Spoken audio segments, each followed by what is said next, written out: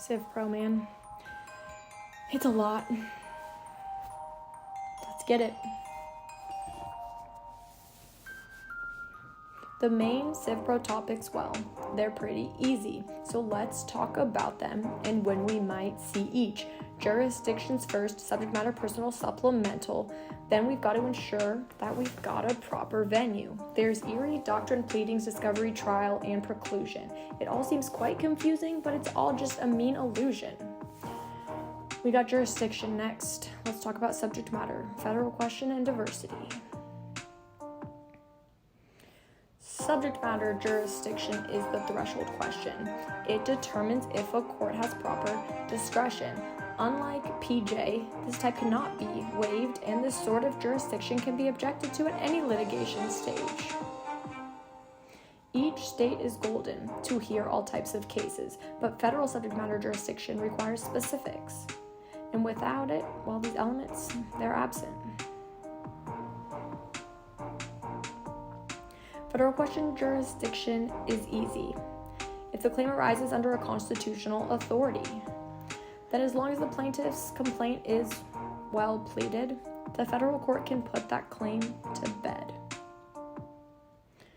Diversity jurisdiction is much more interesting, but the two things to remember are complete and controversy. When the case is filed, parties on both sides of the V must be completely diverse to proceed. If complete diversity exists, then move on and ask if the plaintiff's damages are enough. $75,000 does not cut it. You need an extra dollar to meet the amount of controversy requirement. Now, if you have complete and controversy met, make sure there are no exceptions to forget. Interpleader, class action, multi-party, or multi-forum only require minimal diversity to go forward, probably because these cases are long and complex, so the judicial process favors fairness and expedience. And up next, we've got supplemental jurisdiction. It's a bear, so get ready. Supplemental jurisdiction is like your younger brother. He's made of the same DNA as you, but is not quite old enough to bring the claim on his own under diversity jurisdiction. So you bring him along by showing you share the same common nucleus of operative facts, so the plaintiff is not barred. Unless an exception exists that requires its own heart. Defendants added under 14, 19, 20, and 24 must show diversity jurisdiction to get their claims into federal court. Let's talk about some statutory nuances. Now let's talk about some statutory nuances to supplemental jurisdiction and the claims it induces.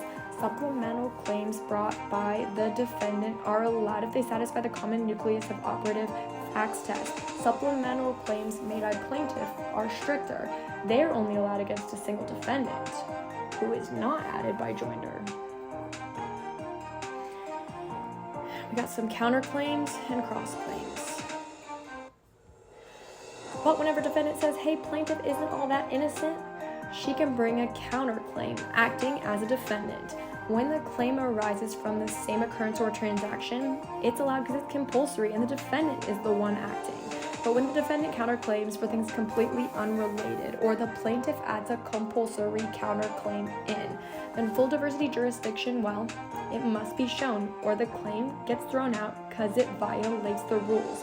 When parties that share their sides of the V, they start to fight, well, cross claims, they might arise. The anchoring claim must have subject matter jurisdiction, and the person made party under must not fall under the 14, 19, 20, or 24 exceptions.